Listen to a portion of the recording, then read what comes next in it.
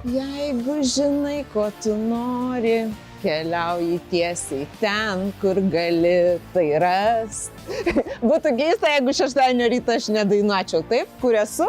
Kaip visada, keliauju į centrinį Kauno turgų, nes man reikia jautienos. Prieš 13 metų čia pradėjau savo karjerą, todėl žinau visus prekybininkus ir geriausias vieteles. Einam ir jums parodysiu. Mano mylimam skyrelį, kur perku jautieną, dirba labai fainas bičas, Aivaras.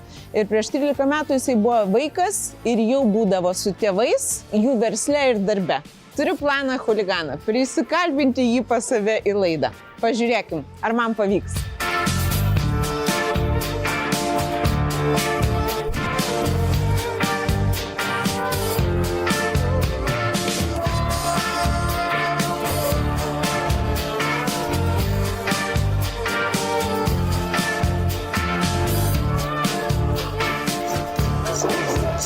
Peilių galandinimo meistras. Labas rytas, kaip tu? Neblogai, kaip jūs. Gerai, ačiū. Gerai. Atėjau pas tave, nes sugalvojau daryti makaronus su malta jautiena. Gerai. Tai man sumalsi? Turiu sumaltos. Oi, turi sumaltos, šviežiai sumaltos. Šviežiai. Bet žinok, aš ne tik mėsos atėjau, turiu tokią idėją, pasirašysi ar ne. Noriu tave pakviesti pas save į namus, į skanaus gyvenimo laidą. Wow. Gerai, būtinai būsiu. Turi pusvalandį supakuoti mėsą, apsirengti, statyk mamą ir aš tavęs laukiu, gerai? Būtinai.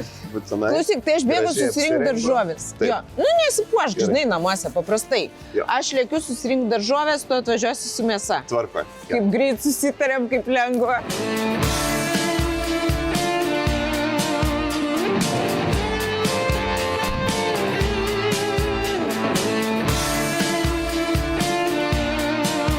Mėsą turim, trūksta daržovių. Labai didelis pasirinkimas, visada šviežios ir išskirtinės. Pažiūrėkit, koks česnakas. Opa, per visą delną.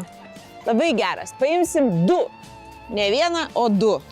Prisidėsiu svogūnų, morkų ir agurkai su žiedeliais.